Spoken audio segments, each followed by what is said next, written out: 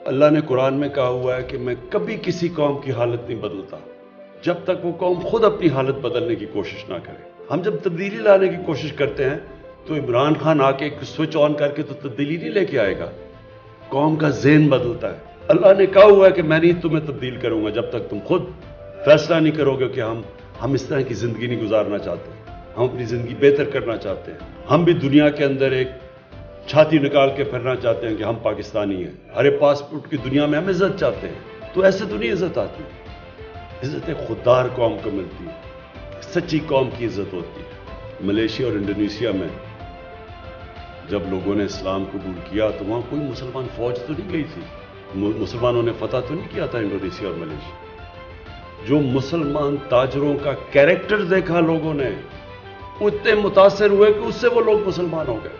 सच्चे लोग थे, कैरेक्टर वाले लोग थे, बददियानतदारी नहीं करते थे, अपने लोगों से लोग रिस्पेक्ट करते थे, अमानतदार लोग थे, इसलिए लोग उनको मुतासिर होकर उनकी तरफ आए। तो हम पाकिस्तान में रियलाइज नहीं करते कि अल्लाह ने इस ज़मीन को क्या क्या नेमतें बख्शी। एक बड़ी ख्वाब थी पाकिस्तान कि हमने बनाना था वही मिसाली इस्लामी फलाही रियासत, और हमारे पास हम किस तरफ निकल गए।